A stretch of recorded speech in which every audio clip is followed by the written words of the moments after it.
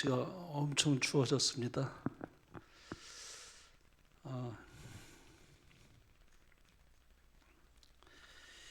2025년도 제1기 교과의 주제가 이제 사랑과 공의의 하나님이죠. 굉장히 중요한 주제가 아닐 수 없는데요. 오늘은 이 사랑과 공의의 하나님이라는 이 원대한 주제에 관련해서 어린 아기들의 이 구원 문제에 관해서 한번 생각해 보기를 원합니다. 어린 그 신생아들 같은 경우에는 뭐 태어난 지 얼마 되지 않았을 때 뭐 특별한 어떤 그런 일로 인해서 계속 생명을 유지하지 못하고 죽는 경우도 있죠. 또 우리 어린 자녀들이 무엇을 선택하고 판단하기에는 아직 미숙한 경우에 또 사망하는 경우도 있습니다. 그럴 때에 그 어린 자녀들의 구원 문제는 어떻게 되는가? 그런 걸 이제 좀 궁금해서 이제 물어볼 때 좀 답을 어떻게 할 수 있을까 하는 생각을 하고 제가 한번 이 성경을 또 찾아보기도 하고 또 영감의 글 한번 찾아봤습니다. 그런 어린 아기들, 어린 자녀들이 아직 그런 그 깨닫기에는 너무나 아직 어린 그런 성숙하지 못한 때에 그들의 그 구원 문제는 어떻게 생각할 수 있을까 하는 생각입니다. 사실 우리 구원은 누가 받는지에 대해서는 우리는 알지 못합니다. 그렇죠? 사람이 이 구원 문제는 하나님만이 아시죠. 그래서 우리가 하늘에 가면은 3번 놀란다고 그렇게 말하지 않습니까? 사실 우리가 하늘에 갔을 때 내가 구원받은 거에 대해서 굉장히 놀랄 것입니다. 나 같은 죄인, 나같이 자격 없고 부족한 정말 이 죄인을 하나님께서 나를 구원하셨다는 것을 우리가 하늘에 가서 정말 굉장히 놀랄 것은 틀림없습니다. 우리가 이제 예수님 재림하실 때 내가 이제 구원받았다. 그것이 얼마나 우리에게 큰 감격을 올지 우리는 상상할 수가 있죠. 그 다음에 또 한 가지 놀라는 것은 그거죠. 우리가 그 사람은 꼭 올 줄 알았는데 정말 그분은 어떤 면으로 볼 때 참 훌륭하고 정말 모든 면에서 모본이 되는 것 같고 정말 존경할 만한 그런 분이었는데 그분이 보이질 않는 것입니다. 참 놀랄 일이죠. 또 하나는 이제 그 사람이 어떻게 왔을까 하는 것입니다. 그분은 정말 오실 분으로 여겨지지 않을 만큼 하늘에는 거리가 먼 사람인 줄로 생각했는데 그분이 하늘에 온 것입니다. 그래서 우리가 존 뉴턴이 이제 그런 말을 했어요. 하늘에 가면 3번 노래할 것이다 그랬어요. 근데 저는 정말 그렇겠구나 하는 생각을 해보았습니다. 그래서 우리가 마지막까지 우리가 하늘에 가기 전까지는 우리는 아무도 판단할 수가 없어요. 정말 우리는 늘 항상 부족하고 나 같은 죄인을 구원하신 그 은혜에 늘 감사할 뿐이지 내가 뭘 자격이 있다, 내가 하늘 가기 넉넉하다, 나 같은 사람이 구원받자면 누가 구원받겠는가 라는 마음을 우리는 가질 수가 없을 만큼 정말 우리는 늘 부족함을 느끼며 사는 것이 사실입니다. 그래서 우리가 구원에 관련돼서는 하나님만이 아신다라고 우리는 그렇게 말할 수밖에 없습니다. 마태복음의 24장에 보면 예수님께서 이런 말씀을 주셨어요. 그때 많은 사람이 실족하게 되어 서로 잡아주고 서로 미워하게 했으며 거짓 선자가 많이 일어나 많은 사람을 미혹하게 했으며 불법이 성함으로 많은 사람의 사랑이 식어지리라. 그다음에 이런 말씀을 주셨어요. 그러나 끝까지 견디는 자는 구원을 얻으리라. 그러니까 구원은 끝까지 가봐야 합니다. 잘 믿었다가 마지막에 가서 실족할 수도 있고요. 또 그렇게 뭐 우리가 볼 때는 참 믿음 없이 사는 것 같지만은 그러나 마지막에 가서 참 하나님께 마음을 드리며 충성스럽게 서는 사람도 있을 수 있기 때문에 우리는 구원은 이제 끝까지 가봐야 안다고 말할 수 있습니다. 그래서 이제 성화된 생에 보면 영감의 글은 이렇게 말했습니다. 여름에 아름다운 초록색 외투를 입은 숲속의 나무들을 멀리서 바라볼 때에 우리는 상록수와 낙엽수를 쉽게 구별할 수 없다. 그렇죠? 우리가 여름에 보면은 상록수와 활엽수를 이렇게 구분하기가 어려워요. 다 이렇게 푸르고 청청해 보이니까요. 그러나 겨울이 와서 동장군이 낙엽수들의 아름다운 잎들을 떨어뜨리며 그의 차가운 포옹으로 그들을 에워쌀 때는 상록수들이 쉽사리 분별된다. 요즘 같은 우리가 좀 분별이 돼요. 그렇죠? 우리가 산에 뒷산에 보면은 이제 분별이 됩니다. 이것은 겸손히 행하며 자아를 신뢰하지 않고 그리스도의 손에 떨며 매달리는 모든 사람들의 경우도 이러한 것이다. 자기를 신뢰하며 자신의 품성의 완전함을 신뢰하는 사람들은 시련의 폭풍을 만나면 그들의 가장된 의의 옷을 잃어버리지만 하나님을 진심으로 사랑하며 두려워하는 참된 의인들은 역경이나 순경이나 한결같이 그리스도의 의의 옷을 입는다. 그러니까 언제나 자기를 신뢰할 수가 없어요. 사람은 얼마나 연약한지 모릅니다. 내가 지금은 평안한 때 믿음이 있는 것 같이 보이지만은 막상 시련의 폭풍이 임하여 올 때에 나의 믿음이 그때 어떻게 설 것인가에 대해서는 언제나 나 자신을 의지하지 않고 나를 신뢰하는 것이 아니라 언제나 주님을 바라보며 주님을 의지하며 나는 정말 주님 앞에 무력하고 죄인이지만은 그러나 날마다 매 순간마다 주님이 나와 함께했던 그 은혜를 늘 그렇게 붙들고 사는 사람들은 순경이나 역경이나 변함없이 서게 될 것이라는 그런 말씀을 여기서 하고 있습니다. 그래서 시련의 폭풍이 올 때에 우리는 그때 비로소 그 사람의 신앙의 모습이 나타날 수 있다라고 이제 영감의 글은 그렇게 말씀합니다. 그 다음에 또 이렇게 말씀합니다. 그들의 행위는 세상에 널리 알려지지 않을지도 모르나. 그러니까 무명의 사람들이에요.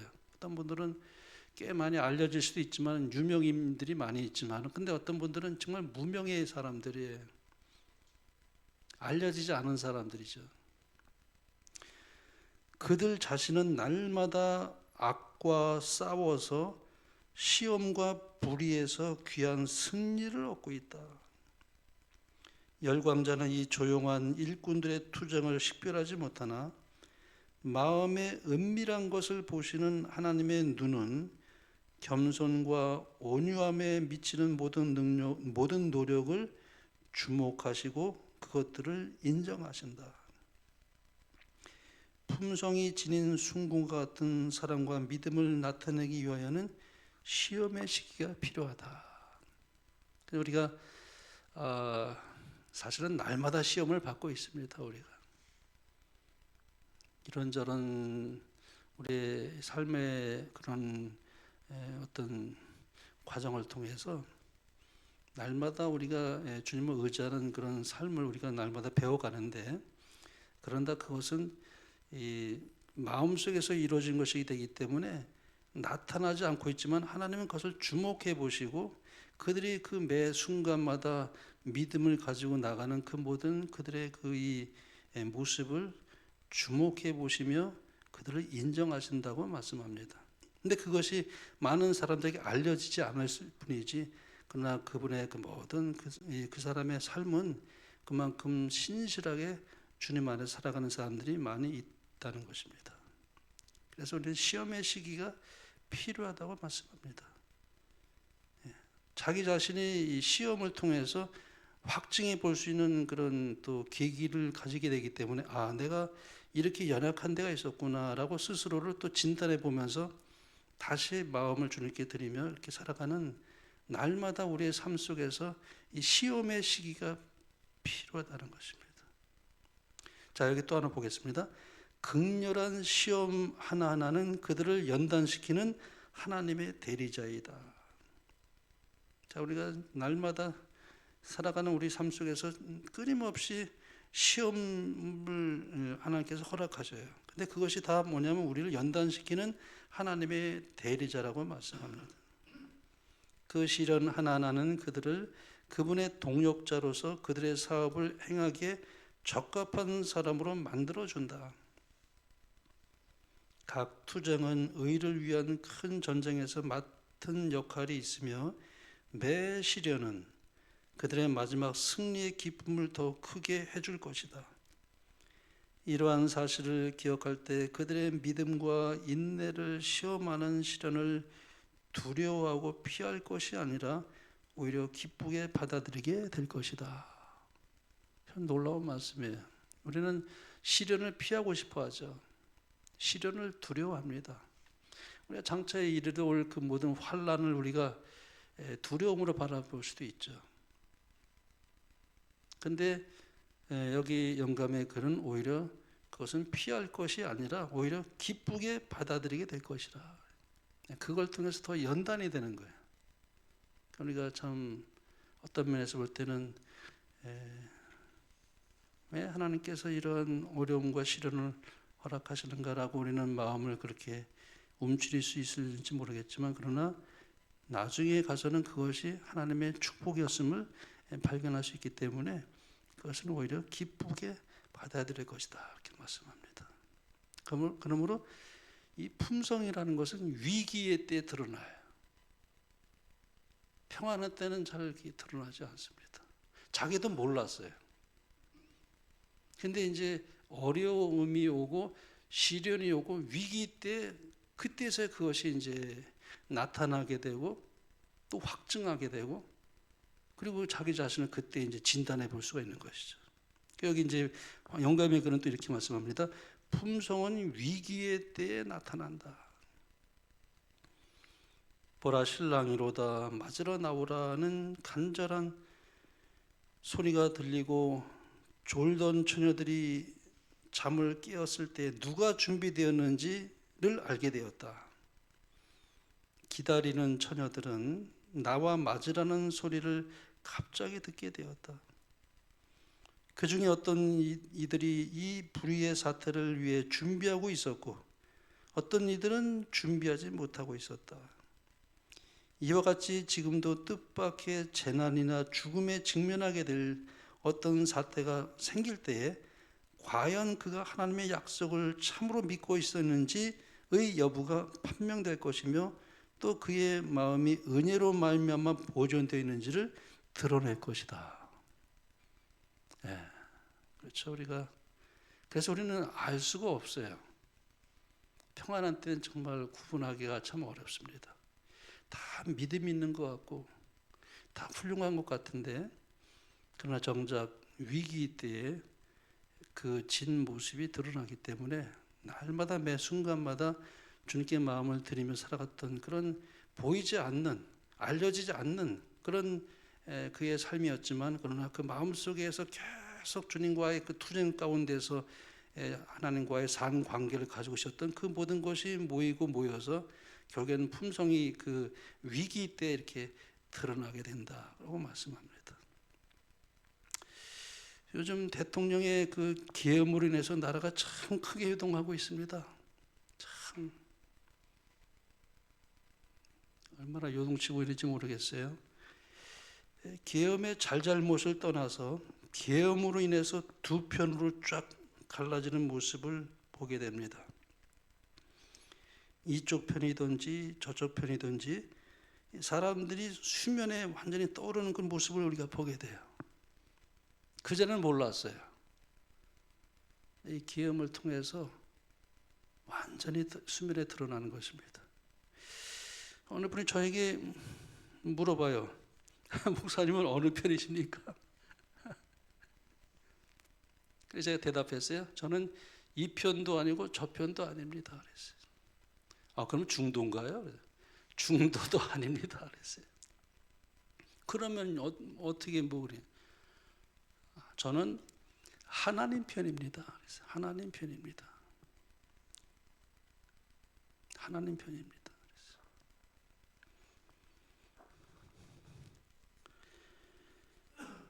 이쪽이든 저쪽이든 결국에는 하나님 편이 승리하게 될 것입니다.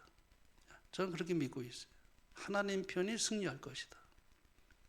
난 이쪽 편도 아니고 저쪽 편도 아니에요. 그러나 하나님 편이 승리할 것입니다.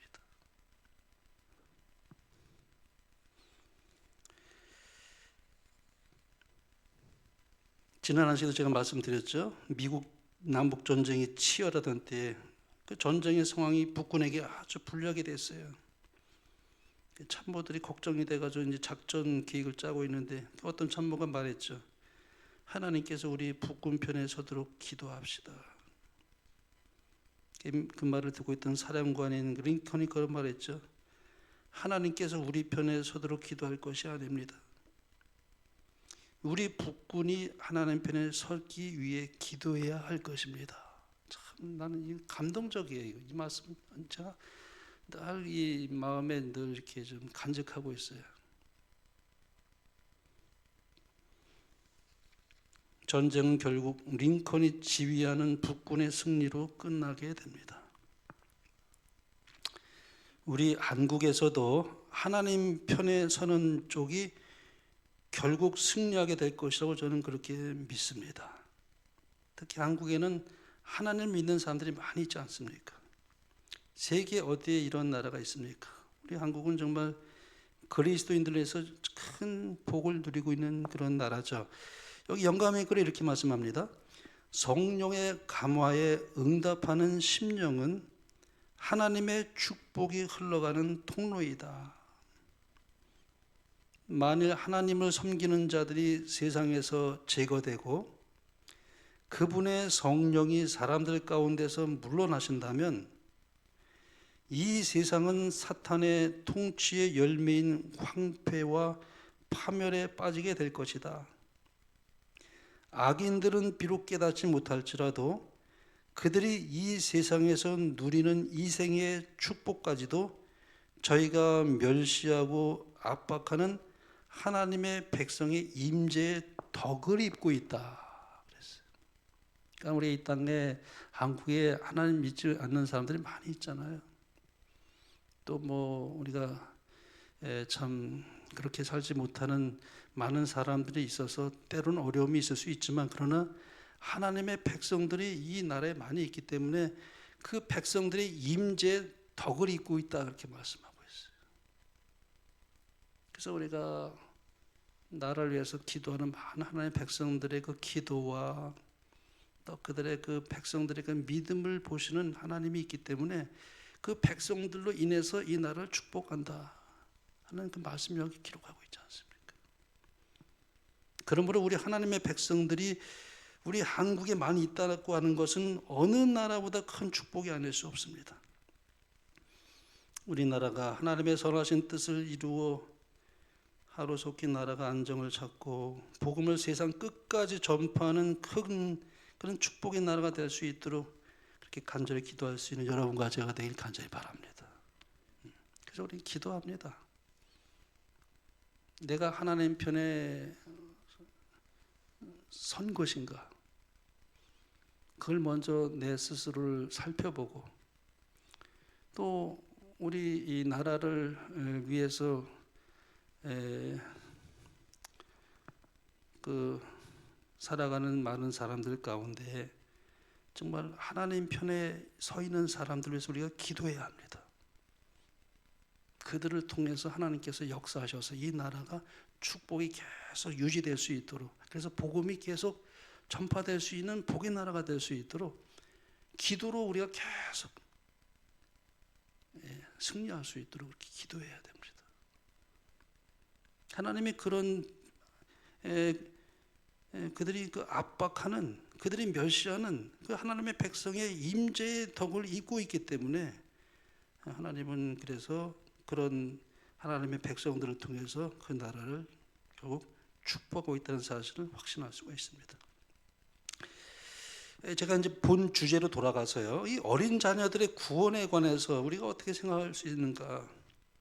영감의 글 한번 보겠습니다. 제가 여기 보니까 이렇게 기록되어 있어요. 나는 어떤 이들이 믿는 부모의 어린 자녀들이 구원을 받는지에 대해 질문한 것을 안다. 이는 그들이 품성의 시험도 받지 않았으며, 나이가 어리니까요. 품성의 시험도 받지 않았습니다. 모든 자들은 시험을 받아 그 품성의 시련에 의해 결정되어야만 하기 때문이다. 그들은 어떻게 어린 아이들이 이 시험과 시련의 경험을 가질 수 있는가라고 질문하였다. 나는 하나님께서 그 심판을 애굽인들의 장자에게 보내셨을 때처럼 믿는 부모들의 믿음이 그 어린 자녀들을 돕는다고 대답하겠다. 놀라운 말씀이에요. 그러니까 우리 어린 자녀들이요, 아직 믿음이 성숙지 못하기 때문에, 그러니까 아직까지는 그런 것을 스스로 신앙을 해나가기에는 아직 어린, 그런 판단이 부족한 아이일지라도, 뭐 이제 아주 어린 아이들 말이죠. 근데 그들의 구원 문제는 믿는 부모들에게 달려 있다는 것을 알 수가 있습니다. 그걸 이제 뭘 예를 드냐면은, 이스라엘 백성들이 유월절 때에 이제 노예에서 해방되잖아요. 그때 이제 각 집마다 문설주에 이 양의 피를 발랐어요. 그러면은 거기에는 그 가정들에는 어린 자녀들도 있었단 말이에요. 아주 어린 자녀들, 뭐 갓난아기도 있을 수 있고. 그러면 그 이 문설주에 피를 바를 때에 그 안에 있던 그 믿는 부모의 양육하에 있는 그 어린 자녀들이 거기에 있을 때에 그 피를 보고 어떻게 해요? 넘어갔다는 거예요. 그런 얘기를 하고 있어요. 어린 자녀, 그러니까 어린 자녀들이 정말 예기치 않게 사망을 당했을지라도 그 믿는 부모가 참으로 신실하고 그렇게 살았던 사람이면 그 신실한 부모의 뭐라 합니까 여기 믿는 부모들의 믿음이 그 어린 자녀들을 돕는다고 대답하겠다. 그래서 우리가 예수님께서 재림하실 때 이제 부활하지 않습니까? 그럼 어린 자녀들도 이제 부활하는 그런 어린 자녀들은 천사들이 그 어떻게 알고 말이죠. 그 어린 자녀들을 부모의 품에 안겨준다 그랬어요. 그 어린 자녀들을 안아서 부모의 품에 안겨준다 그랬으니까요. 그러니까 분명히 아주 뭐 신생아일지라도 뭐 우리는 알 수 없지만 그러나 하여튼 그들이 그 자랐을 때 예기치 않게 사망을 당했을지라도 그러나 부모의 믿음에 의해서 구원받을 그런 정말 이 어린 그런 자녀들이 많이 있을 것을 예표해 주는 말씀이에요. 하나님은 참 사랑과 공의의 하나님이세요. 하나님은 저는 요즘 좀 많이 느끼는 게요. 사람이 살다 보면은 좀 억울할 때가 있죠. 억울할 때가 있습니다. 그런 일을 또 당하기도 하죠. 근데 하나님은 심판하시는데 억울함이 없도록 아주 공정하게 심판하시는 분이세요. 세상은 참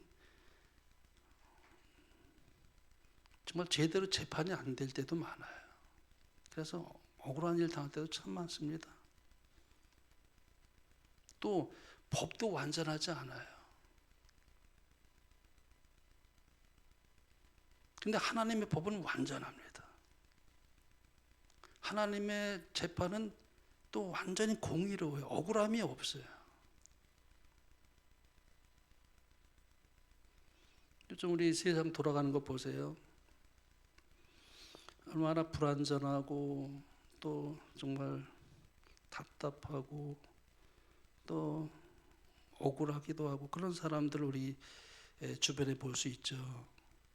그러나 하나님은 참 억울하게 하질 않으셔요. 이 조사심판이 바로 그것이에요. 조사심판이 하나님 백성들에서 신원하는 재판이에요.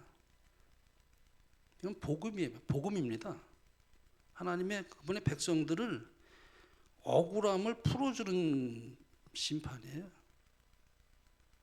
모든 천사들이 보는 앞에서 옹호해주는 재판입니다.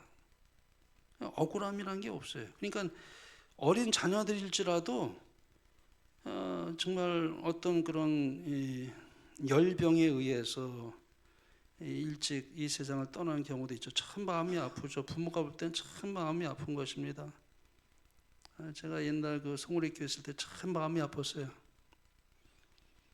저 이제 지방에서 그 여기 이제 언니가 여기 이제 우리 교회를 다니고 있는데 그 동생이 여기까지 온 거예요. 이사를 온 거예요. 근데 일반 개신교회에서 신앙했던 분인데 이제 그 길에서 좀 떨어진 데서 이제 식당을 이제 그분이 했어요. 근데 포천 가는 그 길인데 트럭이 말이죠. 갑자기 그 도로를 벗어나 가지고 그 식당을 덮쳐버렸어요. 그래가지고 어린 아이가 죽었어요. 어린 아이가 죽었어요. 어떻게 위로할 수가 없겠더라고요. 그래도 언니 따라서 그렇게 이제 와서 이렇게 신앙하려고 왔는데 그 아이가 죽었으니까 갑자기 트럭이 그냥 식당을 덮쳐가지고 그 어린아이가 죽었으니까 아주 오열을 하죠. 어떤 말로도 어떻게 뭐 위로할 길이 없어요. 그래서 이 말씀으로 위로를 했습니다. 어머니의 믿음을 따라 이 아이는 구원받습니다. 그거밖에는 다른 위로할 말이 없더라고요.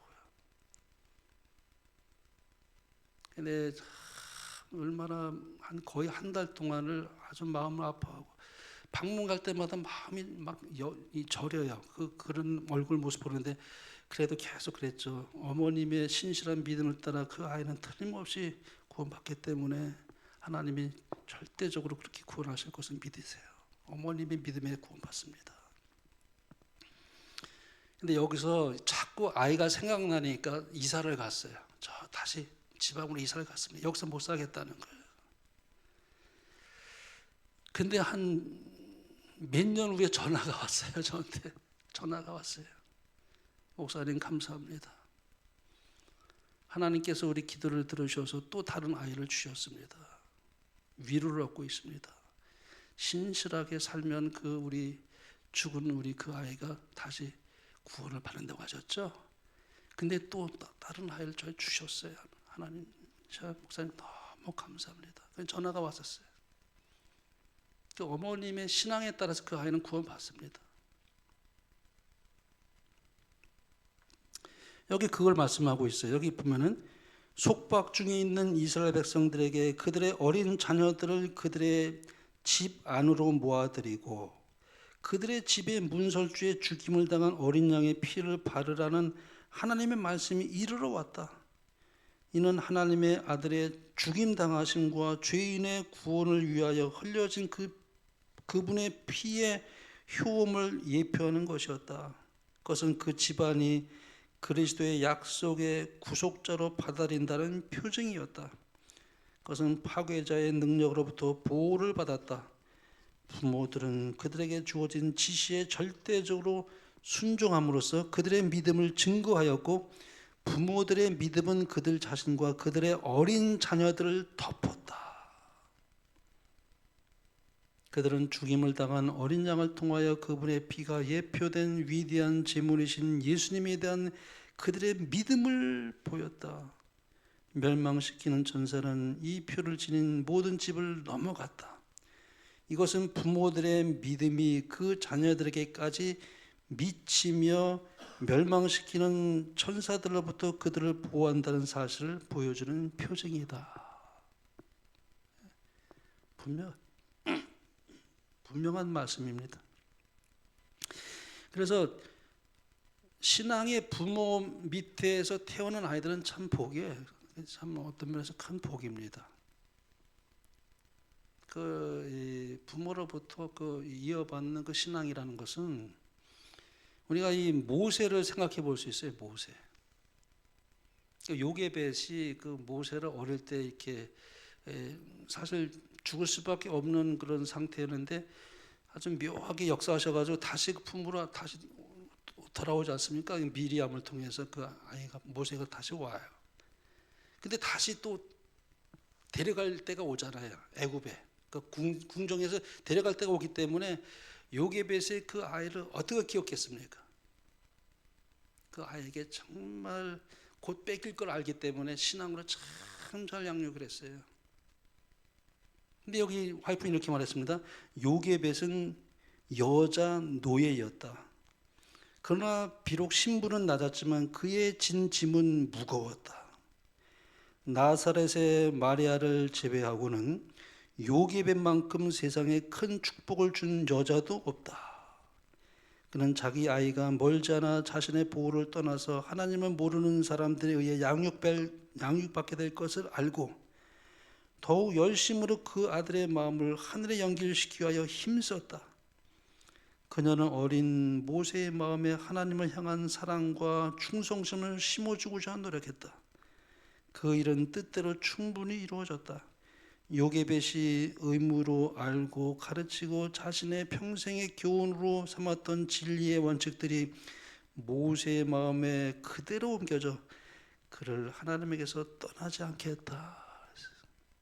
그 이제 이교가 아주 팽배했던 그 궁정이 들어갔지만 그것에 흔들림이 없었어요. 어릴 때 그 받은 신앙 교육 때문에 분명하게 그 모세는 그것을 말씀하기 때문에 부모가 신앙을 가지고 있는 것에 의해서 양육받은 아이들은 큰 복입니다. 비록 그 당시에 혹시 그 아이가 판단하지 못한 나이에 있을지라도, 그러나 혹시 그래서 일찍 이 세상을 떠난다 할지라도 부모의 믿음에 의해서 구원받을 수 있는 것이 가능하다는 것을 보여주는 예표라고 할 수 있습니다. 근데 제가 이제 이런 생각을 해봤어요. 하나님은 공의로우신 하나님이긴 하지만 사랑의 하나님이신데 아말렉 족속을 생각해 봤어요. 아말렉 족속. 아말렉 족속은 어린아이부터 다 진멸하라고 그랬잖아요. 아니 그러면 그것도 생명인데 하나님 그건 너무 무자비하신 건 아닌가? 그 아말렉 족속의 그 저기 전부 다 진멸하라고. 이 땅에서 남겨두지 말라고 그랬어요. 그 아말렉 족속은. 그래도 그 어린아이들은 무슨 죄라고 해요? 다 진멸하라고 그랬단 말이에요. 그 어린아이뿐만 아니라 모든 생주까지도 다 완전 진멸하라고 했어요. 하나님은 어떻게 사랑의 하나님이 그럴 수 있을까? 그럼 그들의 구원은 어떻게 되나요? 그 아이들의 구원은 어떻게 될까요? 그들은 아직 아무것도 몰라요. 아무것도 모르는데 그들의 구원은 어떻게 될까요? 이상욱 전원이 어떻게 생각하세요?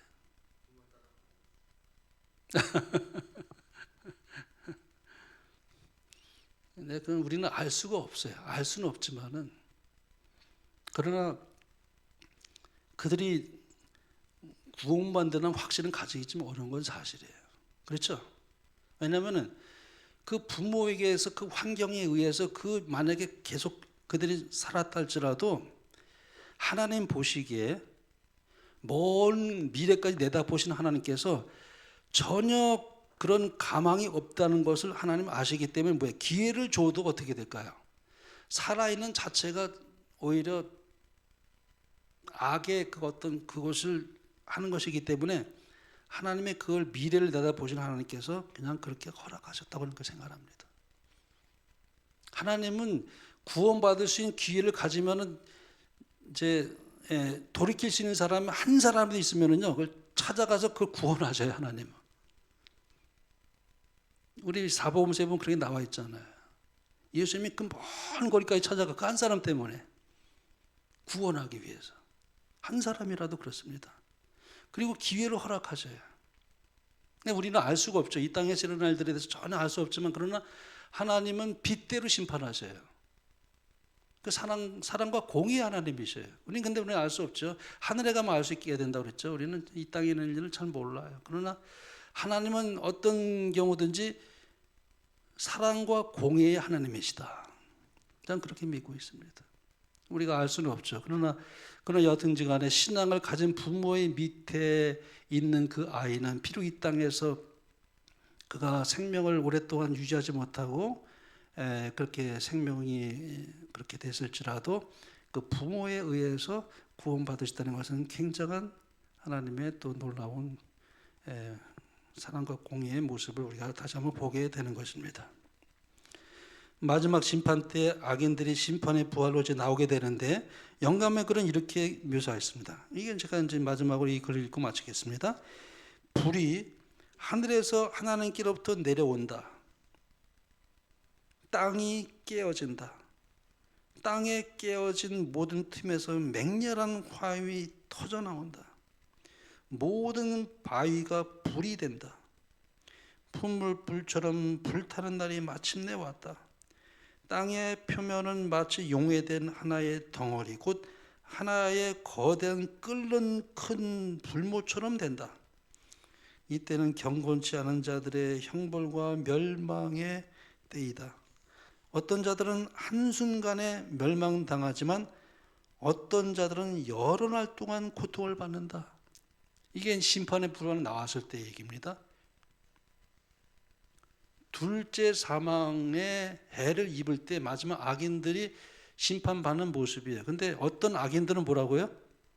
어떤 자들은 한순간에 멸망당해요. 근데 어떤 자들은 여러 날 동안 고통을 받는다는 것이에요. 그러니까 어떤 경우에는 이 땅에서 그 받은 대로 이제 그 보응을 해주잖아요. 그러면은 그 사람이 잠깐 타다가 없어지면 금방 순식간에 타서 없어지는 그런 악인들도 있고요. 근데 어떤 악인들은 아주 오랫동안 하나님께서 고통을 받게 한다는 것입니다. 제가 볼 때는 뭐 그런 악인들이 있잖아요. 뭐 히틀러도 그럴 수 있고 말이죠. 우리가 참 아주 정말 너무나 잔혹한 그런 폭군들 말이죠. 그런 사람들은 하나님께서 조금 더 아마 고통을 주시게 하는지 모르겠지만, 그러나 그렇게 이 땅에 살면서 그렇지 않았던 구원받지 못한 사람들 중에는 하나님께서 자비하심으로 그냥 순식간에 그런 고통 없이 이제 그렇게 하시는 사람도 있지만, 어떤 사람은 여러 날 동안 고통당한다는 거예요. 모든 사람은 그들의 행위대로 형벌을 받는다. 의인들의 죄는 사탄에게 옮겨진다. 그는 자기 자신의 반역의 죄뿐만 아니라 하나님의 백성들로 하여금 범하게 했던 모든 죄 때문에도 고통을 받는다. 사탄의 형벌은 그에게 속한 자들이 받는 형벌보다 훨씬 더 크다. 그의 기만으로 타락한 자들이 모두 멸망당한 후에도 그는 여전히 죽지 않고 계속하여 고통을 받는다. 정결케 하는 그 불로서 악인들은 뿌리의 가지, 곧 뿌리가 되는 사탄과 가지가 되는 그를 따르는 자들이 마침내 완전히 멸망당한다. 그러니까 사탄은 가장 오랫동안, 다른 악인들은 전부 다 타서 완전히 소멸되었을지라도 마지막까지 더 오랫동안 고통을 받는 존재가 누구냐면 사탄이에요. 왜냐하면 그 모든 사람들을 많이 속이고 멸망당하게 하고 악을 저지른 그 모든 것을 이 사탄이 다 그것을 받고 마지막까지 고통을 받지만, 그러나 결국은 다 완전히 소멸된다는 것이죠. 그래서 어린 아기들 중에 구원받지 못하는 아기들 경우에는 고통 없이 아마 둘째 사망으로 그렇게 하나님께서 자비하심으로써 그렇게 이제 이 땅에 존재하지 않은 것처럼 영원한 무로 돌아가는 그런 심판의 시기에 그런 아기들도 있겠지만은, 그러나 어떤 아기들은 부모의 믿음에 의해서 구원받는 아기들도 있다는 것이죠. 그래서 이 마지막 때에 하나님께서 그 마지막이 둘째 사망이 이르를 때 그 모든 악인들도 전부 다 하나님께 영광과 공의를 인정한다고 그랬어요. 악인들까지도. 그걸 다 보여준다 그랬어요. 하늘을 스크린으로 해서 다 보여준다 그랬습니다. 하나님은 참으로 사랑과 공의의 하나님이시죠. 땅이 멸망의 불에 쌓여 있는 동안 의인들은 거룩한 성 안에서 안전하게 있다. 둘째 사망은 첫째 부활에 참여한 자들을 다스릴 권세가 없다. 악인을 태우는 불은 땅을 정결케 한다. 모든 저주의 흔적은 일소된다. 구원받은 사람들에게 죄의 무서운 결과를 언제나 생각나게 해줄 영원히 불타는 지옥은 없다. 오직 한 가지 기념물은 남게 된다. 우리 구주께서는 십자가의 표를 영원히 언제나 간직하실 것이다. 예수님께서 이렇게 못 박힌 그 십자가 옆구리 그 영광의 상처는 영원히 간직될 것이지만은, 그러나 이 땅은 다시는 그런 흔적을 찾아볼 수 없는 그 모든 이 영원히 불타는 지옥은 없다는 것입니다. 그래서 하나님의 사랑과 공의는 우리가 살면서 다 우리가 이해할 수는 없지만, 그러나 감사한 것은 이 땅에는 참 억울한 일들도 있고 답답한 일도 있고 참 그런 일이 있을 수 있지만은, 그러나 하나님 그걸 다 보고 계시며 섭리하시며 하나님의 백성들을 눈동처럼 보호하시며 생명의 싸개로 그렇게 하시기 때문에 그들을 건드린 것은 하나님의 눈동자를 해치는 것이라 할 만큼 그들을 보호하고 계셔요. 그래서 우리 나라를 나는 그렇게 인도하실 것을, 축복하실 것을 믿습니다. 왜냐하면 우리는 하나님 편이기 때문에 그래요. 이쪽 편도 아니고 저쪽 편도 아니에요. 우리는. 그렇죠? 이쪽도 완전하지 않아요. 저쪽도 완전하지 않아요. 하나님만이 완전해요. 근데 하나님 편에 서면은 하나님께서 인도하실 것입니다.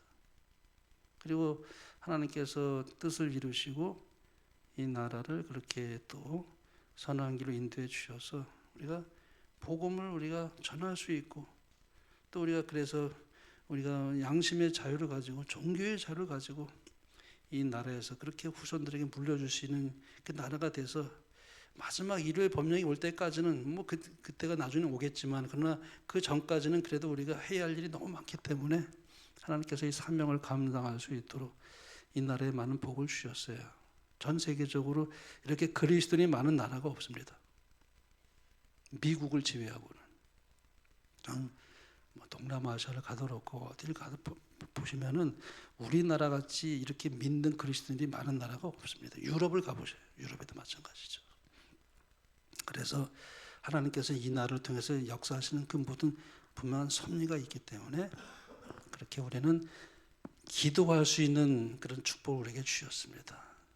그래서 우리가 그렇게 기도하고 하나님의 선하신 손길을 우리가 그렇게 찬양하며 감사할 수 있는 그런 이 나라와 이 백성이 될 수 있도록 그렇게 늘 기도하는 여러분과 제가 되길 바라며 말씀을 마치겠습니다.